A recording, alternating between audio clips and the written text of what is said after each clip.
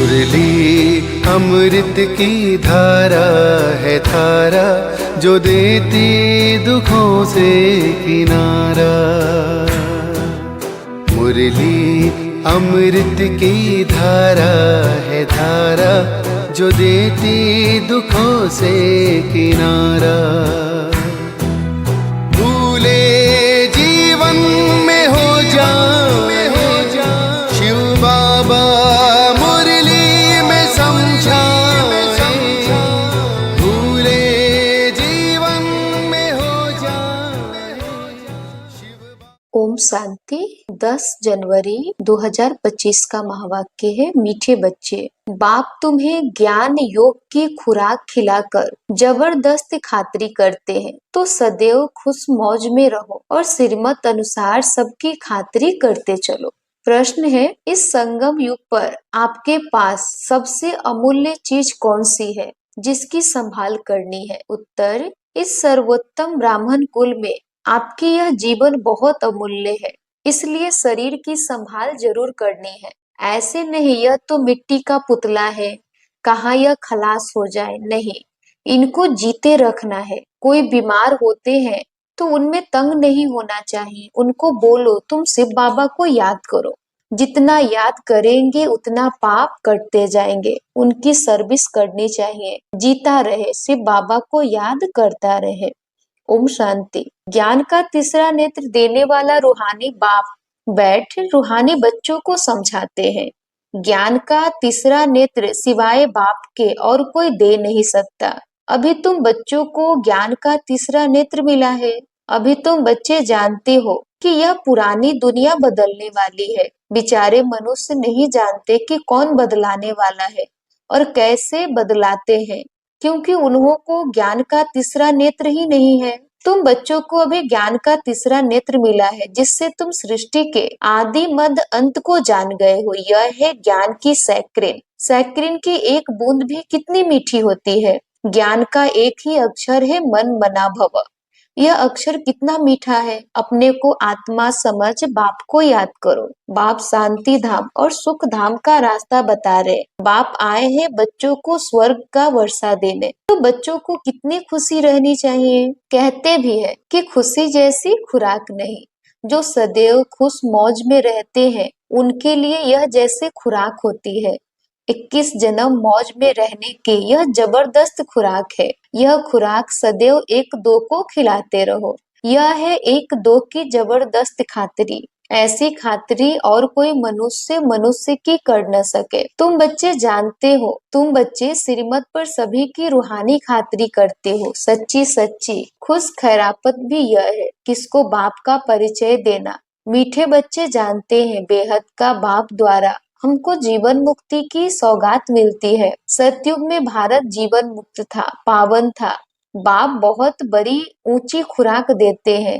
तब तो गायन है, अति इंद्रिय सुख पूछना हो तो गोप गोपियों से पूछो। यह ज्ञान और योग की कितनी फर्स्ट क्लास वंडरफुल खुराक है, और यह खुराक एक ही रूहानी सर्जन के पास है और किसको इस खुराक का मालूम ही नहीं है। बाप कहते हैं, मीठे बच्चों, तुम्हारे लिए तीर यानी हथेली पर सौगात ले आया हूँ। मुक्ति जीवन मुक्ति की यह सौगात मेरे पास ही रहती है। कल्प कल्प मैं ही आकर तुमको यह सौगात देता हूँ, फिर रावण छीन लेता है। तो अभी तुम बच्चों को कितना खुशी का पारा चढ़ा रहना चाहिए। तुम जानते हो, हमारा एक ही बाप टीचर और सच्चा सच्चा सतगुरु है, जो हमको साथ ले जाते हैं। मोस्ट बिलव्ड बाप से विश्व की बादशाही मिलती है। यह कम बात है क्या? बच्चों को सदैव हर्षित रहना चाहिए। Godly student life is the best. यह अभी का ही गायन है। फिर नई दुनिया में तुम सदैव खुशियां मनाते रहेंगे। दुनिया नहीं जानती कि सच्ची सच्ची खुशियां कब मनाई जाएगी। मनुष्यों को तो सतयुग का ज्ञान ही नहीं है, तो यहाँ ही मनाते रहते हैं। परंतु इस पुरानी तमो प्रधान दुनिया में खुशी कहाँ से आई? यहाँ तो त्राही त्राही करते रहते हैं। कितना दुख की दुनिया है। बाप तुम बच्चों को कितना सहज रास्ता बताते हैं। गृहस्थ व्यवहार में रहते कमल फूल समान रहो। धंधा धोरी आदि करते भी मुझे याद करते रहो। जैसे आशिक और मासूक होते हैं, वह तो एक दो को याद करते रहते हैं, वह उनका आशिक, वह उनका मासूक होता है। यहाँ यह बात नहीं है, यहाँ तो तुम सभी एक मासूक के जन्म जन्मांतर से आशिक रहे हो। बाप तुम्हारा कभी आशिक नहीं बनता, तुम उस मासूक को आने लिए याद करते आए हो। जब दुखी जास्ती होता है तो जास्ती सुमिरन करते हैं, तब तो गायन भी है ना, दुख में सिमरन सब करे, सुख में करे ना कोई। इस समय जैसे बाप सर्वशक्तिमान है, दिन प्रतिदिन माया भी सर्वशक्तिमान तमो प्रधान होती जाती है। इसलिए अब बाप कहते हैं, मीठे बच्चे देही अभिमानी बनो, अपने को आत्मा समझ मुझ बाप को याद करो और साथ साथ दैवी गुण भी धारण करो, तो तुम ऐसे यानी लक्ष्मी नारायण बन जाएंगे। इस पढ़ाई में मुख्य बात है ही याद की। ऊंचे ते ऊंच बाप को बहुत प्यार स्नेह से याद करना चाहिए। वह ऊंचे ते ऊंच बाप ही नई दुनिया स्थापन करने वाला है। बाप कहते हैं, मैं आया हूँ तुम बच्चों को विश्व का मालिक बनाने, इसलिए अब मुझे याद करो तो तुम्हारे अनेक जन्मों के पाप कट जाएंगे। पतित पावन बाप कहते हैं, तुम बहुत पतित बन गए हो, इसलिए अब तुम मुझे याद करो तो तुम पावन बन और पावन दुनिया का मालिक बन जाएंगे। पतित पावन बाप को ही बुलाते हैं ना। अब बाप आए हैं तो जरूर पावन बनना पड़े। बाप दुख हरता सुख करता है। बरोबर सतयुग में पावन दुनिया थी तो सभी सुखी ही थे। अब बाप फिर से कहते हैं, बच्चे शांति धाम और सुख धाम को याद करते रहो। अभी है संगम युग, खिवैया तुमको इस पार से उस पार ले जाते हैं। नैया कोई एक नहीं, सारी दुनिया जैसे एक बड़ा जहाज है, उनको पार ले जाते हैं। तुम मीठे बच्चों को कितनी खुशियां होनी चाहिए, तुम्हारे लिए तो सदैव खुशी ही खुशी है। बेहद का बाप हमको पढ़ा रहे हैं। वाह, यह तो कभी न सुना न पढ़ा। भगवानुवाच, मैं तुम रूहानी बच्चों को सिखला रहा हूँ, तो पूरी रीति सीखना चाहिए, धारणा करनी चाहिए, पूरी रीति पढ़ना चाहिए। पढ़ाई में नंबर वार तो सदैव होते ही हैं। अपने को देखना चाहिए, मैं उत्तम हूँ, मध्यम हूँ व कनिष्ठ हूँ। बाप कहते हैं, अपने को देखो, मैं उच्च पद पाने के लायक हूँ, रूहानी सर्विस करता हूँ। क्योंकि बाप कहते हैं, बच्चे सर्विसेबल बनो, फॉलो फादर करो। मैं आया ही हूँ सर्विस के लिए, रोज सर्विस करता हूँ, इसलिए ही तो यह रथ लिया है। इनका रथ बीमार पड़ जाता है तो मैं इनमें बैठ मुरली लिखता हूँ। मुख से तो बोल नहीं सकते तो मैं लिख देता हूँ, ताकि बच्चों के लिए मुरली मिस न हो। तो मैं भी सर्विस पर हूँ। यह है रूहानी सर्विस। तो तुम बच्चे भी बाप की सर्विस में लग जाओ, ऑन गॉडली फादरली सर्विस। जो अच्छा पुरुषार्थ करते हैं, अच्छी सर्विस करते हैं, उनको महावीर कहा जाता है। देखा जाता है कौन महावीर है, जो बाबा के डायरेक्शन पे चलते हैं। बाप का फरमान है, अपने को आत्मा समझ, भाई भाई देखो, इस शरीर को भूल जाओ। बाबा भी शरीर को नहीं देखते हैं। बाप कहते हैं कि मैं आत्माओं को देखता हूँ, बाकी यह तो ज्ञान है कि आत्मा शरीर बिगर बोल नहीं सकती। मैं भी इस शरीर में आया हूँ, लोन लिया हूँ, शरीर साथ ही आत्मा पढ़ सकती है। बाबा की बैठक यहाँ भ्रुकुटी में है। यह है अकाल तख्त। आत्मा अकाल मूर्त है। आत्मा कब छोटी बड़ी नहीं होती, शरीर छोटा बड़ा होता है। जो भी आत्माएं हैं, उन सभी का तख्त यह भ्रुकुटी है। शरीर तो सभी के भिन्न भिन्न होते हैं। किसका अकाल तख्त पुरुष का है, किसका अकाल तख्त स्त्री का है, किसका अकाल तख्त बच्चे का है। बाप बैठ बच्चों को रूहानी ड्रिल सिखलाते हैं। जब कोई से बात करो तो पहले अपने को आत्मा समझो। हम आत्मा फलाने भाई से बात करते हैं। बाप का पैगाम देते हैं कि सिर्फ बाबा को याद करो, याद से ही जंग उतरनी है। सोने में जब अलाएं पड़ती है तो सोने की वैल्यू ही कम हो जाती है। तुम आत्माओं में भी जंग पड़ने से तुम वैल्यूलेस हो गए हो। अब फिर पावन बनना है। तुम आत्माओं को अब ज्ञान का तीसरा नेत्र मिला है। उस नेत्र से अपने भाइयों को देखो।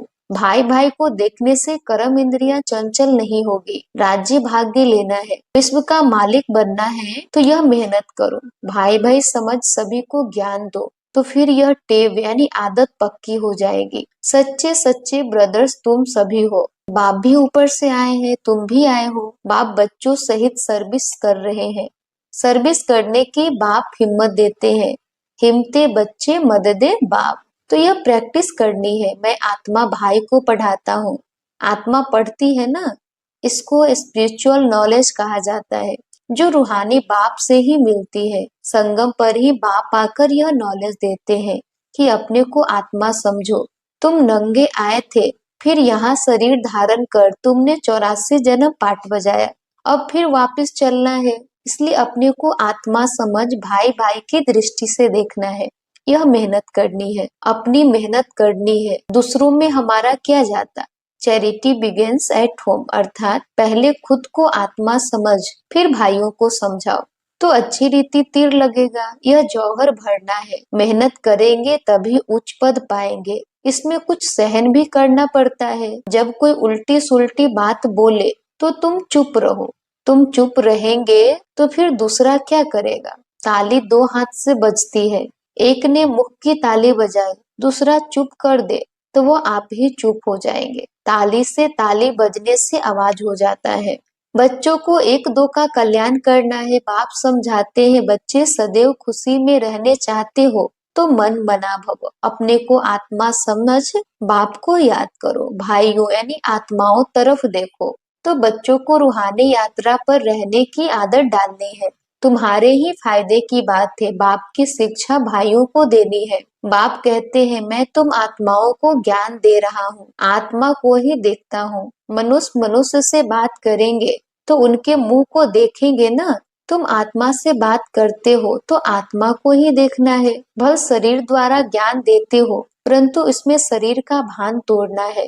तुम्हारी आत्मा समझती है परमात्मा बाप हमको ज्ञान दे रहे हैं। बाप भी कहते हैं आत्माओं को देखता हूँ, आत्माएं भी कहती हम परमात्मा बाप को देख रहे हैं, उनसे नॉलेज ले रहे हैं। इसको कहा जाता है स्पिरिचुअल ज्ञान की लेन देन, आत्माओं की आत्मा के साथ। आत्मा में ही ज्ञान है, आत्मा को ही ज्ञान देना है। यह जैसे जौहर है, तुम्हारे ज्ञान में यह जौहर भर जाएगा तो किसको भी समझाने से झट तीर लग जाएगा। बाप कहते हैं प्रैक्टिस करके देखो, तीर लगता है ना। यह नई टेप डालनी है तो फिर शरीर का भान निकल जाएगा। माया के तूफान कम आएंगे, बुरे संकल्प नहीं आएंगे, क्रिमिनल आय भी नहीं रहेगी। हम आत्मा ने 84 का चक्र लगाया, अब नाटक पूरा होता है। अब बाबा की याद में रहना है। याद से ही तमो प्रधान से सतो प्रधान बन, सतो प्रधान दुनिया के मालिक बन जाएंगे। कितना सहज है। बाप जानते हैं बच्चों की यह शिक्षा देना भी मेरा पाठ ही है, कोई नई बात नहीं। हर 5000 वर्ष बाद हमको आना होता है। मैं बंधाया मान हूँ, बच्चों को बैठ समझाता हूँ, मीठे बच्चे रूहानी याद की यात्रा में रहो तो अंत मते सो गति हो जाएगी। यह अंत काल है ना, मामे कम याद करो तो तुम्हारी सदगति हो जाएगी। याद की यात्रा से पाया मजबूत हो जाएगा। यह देही अभिमानी बनने की शिक्षा एक ही बार तुम बच्चों को मिलती है। कितना वंडरफुल ज्ञान है। बाबा वंडरफुल है तो बाबा का ज्ञान भी वंडरफुल है, कब कोई बता न सके। अभी वापस चलना है, इसलिए बाप कहते हैं मीठे बच्चों यह प्रैक्टिस करो, अपने को आत्मा समझ आत्मा को ज्ञान दो। तीसरे नेत्र से भाई भाई को देखना है, यह बड़ी मेहनत है। यह है तुम ब्राह्मणों का सर्वोत्तम